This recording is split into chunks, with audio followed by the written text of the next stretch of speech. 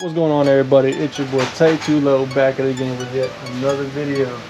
Today we are finally installing subwoofer into my Infiniti Q50. I've had the sub, the amp, and the box for like months now, and I have never even gotten around to installing it. But I finally built up enough willpower to just finally get this thing knocked out. So if you're wondering like what I ended up going with as far as like components, I have a kicker comp R12 is what it is. I have the amp that matches with it, which I think is like a kicker CX800. And as far as wires and stuff, I've just got a couple of little extra things you can see over here. Those are all my like random wires. Let's just start with first step will be just disconnecting the battery, you know. And then after that, once I get the battery disconnected, I'm going to be taking this whole panel cover piece off right here, because, and it may be a little dark so you may not be able to see completely, but once this comes off, there's a little access hole right here where I'll be able to put the power wire through and get into the interior. What steps do we need to do to get this finished? So we'll need to run the power wire to the back, I guess where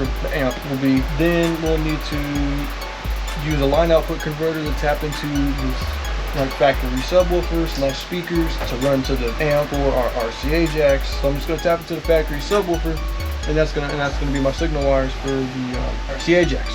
I mean, y'all see later in the video. After that, then we just gotta find a ground to use. So we're gonna get started, and I'm gonna knock out the power wire running from the battery to the back of the vehicle first.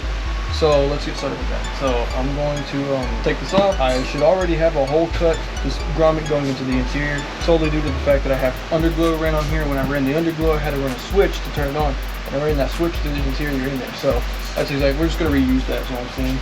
Without further ado, let's get into it.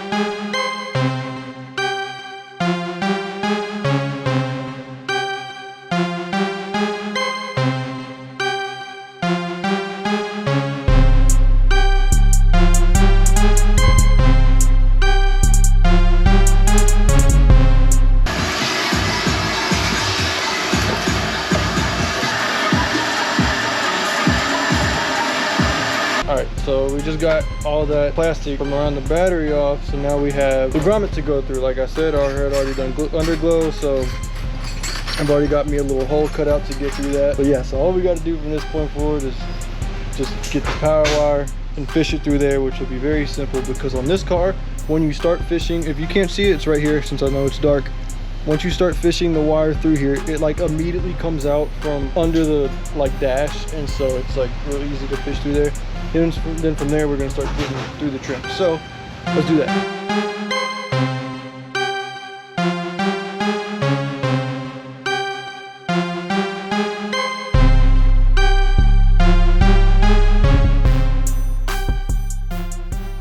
Alright guys, it may seem like I skipped like a lot, but I just wanted to show you guys real quick. I got the power wire pretty much ran. Like I said, I went through this grommet right there. Took this little piece right here, which is just like an underbody shield. I know everything's dark, so you can't fully see.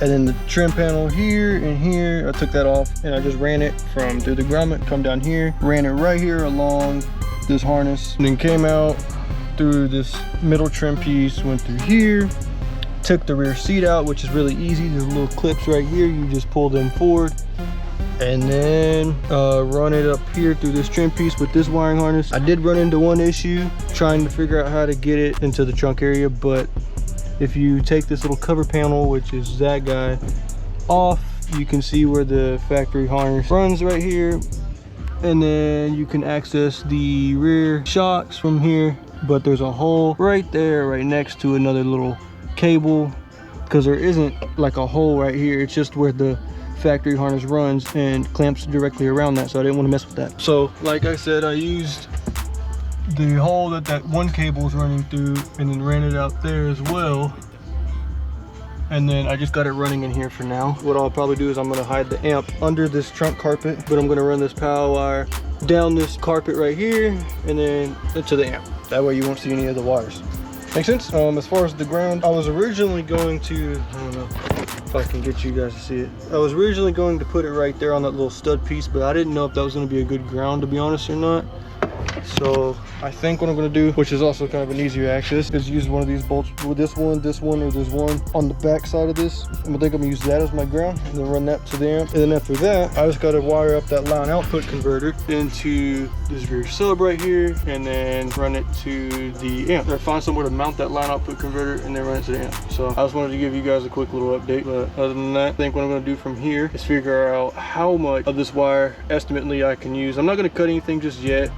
And then I will honestly call it a day. I got work in the morning, so, and I mean, I'm not saying it's late, but I also want to have time to just kind of relax for a little bit, and I'll get back to it in the morning. So yeah, guys, let's just cut to the part where I figure out what to do from there. All right, guys, so it is like the next day. It's like 6 o'clock right now.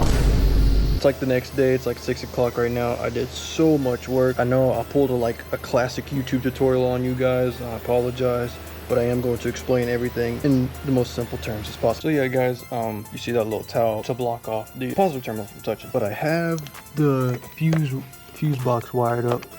It's way up in there. You see where those connectors are at?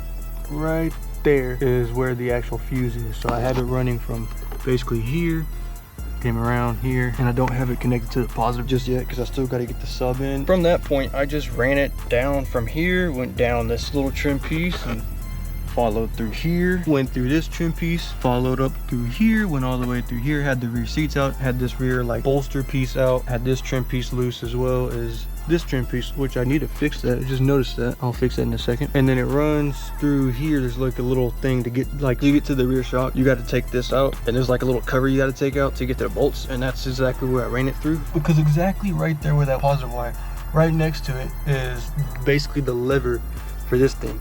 And there's a hole where a harness runs through, but there's no extra room, and I didn't want to drill into it. So I just put it right next to this guy. Simple enough. Ran it down here, went all the way around here, under this carpet, and into the amp. So let's talk about the next step, was the ground. There's actually literally a bolt. You see that little yellow heat shrink right there? There's a bolt right there. I was gonna put it up there, but I decided not to, because it was just easier, I guess, to just make it real short and put it right there. So I did that. As far as line output converter, I tapped into the rear sub and I mounted it up here. So you won't be able to see any of this because it actually has a carpet that goes there that I removed. But I stuck that up there with some adhesive and then tapped into the rear sub. And then my RCAs will come out from there and then run down here and then into the farther 12-volt signal remote wire. Thankfully, there was another YouTube video out there that I seen where you can tap into a factory piece on the back of the amp here and tap into that wire, which is a violet wire, which is actually that guy right there. Once I tapped into it, I ran this down with the power wire and then routed it the same exact way and then came right here. Not everything's together, actually. Well, I say that. All the trim pieces from the trunk forward is put together, but I don't have anything of the trunk put together. I have all the trim pieces out because I'm not quite done yet. I got all the hardest stuff ran and done, so now I just need to genuinely just get the subwoofer swapped over to the new box and wire it up and then get the RCAs ran. But after that, we should be pretty golden. So without further ado, I'm gonna go do all that and you'll see the final product when we get there. All right, guys, I apologize for the random cut. Everything's done. This is what the final product looks like. You don't even see the amp, you just see the sub and the port.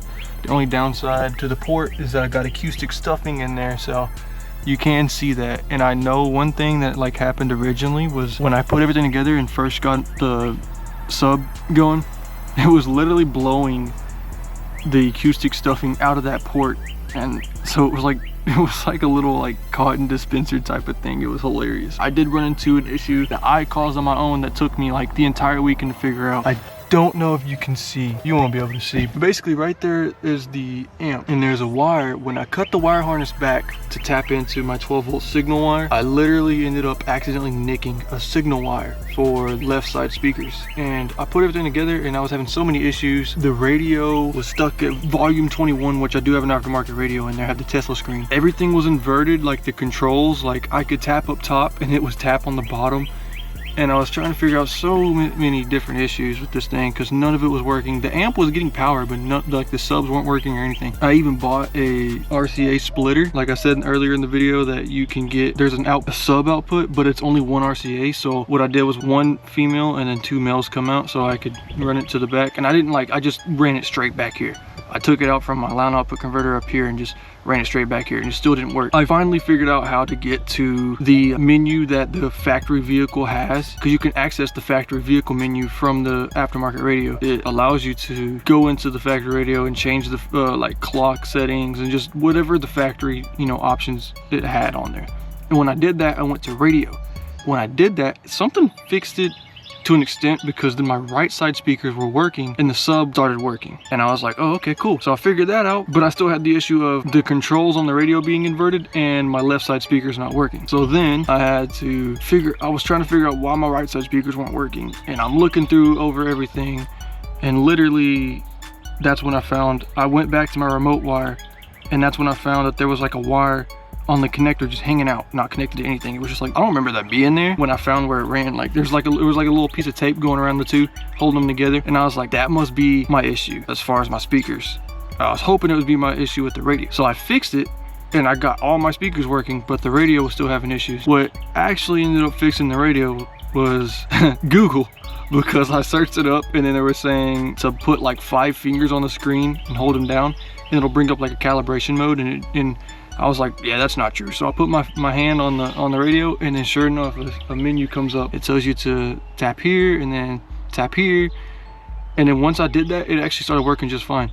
The problem was I resetted the radio. So now I got to try to figure out how to update it. I've seen some tutorials talking about that you just plug a USB into the USB jack, but I can't get it to do it. I may be doing something wrong. I'm not as worried about that as I was getting the other things fixed. So technically, I mean, everything's good now. It's just me wanting to update the radio. The radio works like it should. The volume changes, it's not stuck at 21. So we figured that out. As far as the amp, the only issue, but my only complaint with the entire setup is that it looks very clean. It's way stored up in there. But that's also the other thing, it's way stored up in there. So if I need to ever adjust the amp, I'm gonna have to take the box out. Not like necessarily out, but I'll have to move it so I can get this whole piece out so I can get to it. I thought about making like a small cut right here for it to fold easier, but I decided against it. What are you barking at? And like I said, you can't see anything from the back, so like the sub box goes right up against the rear seats. The only thing you can see is the speaker wire going to the subwoofer, but that's not a big deal. Nobody's necessarily gonna see that. So yeah, other than those little issues I ran into, I'm actually really happy with this. It sounds perfect. It's not overpowering my music, and it hits really hard on certain songs where the certain bass notes are. I'm really happy with this install. Everything worked out because I bought the subwoofer and the amp off of Marketplace.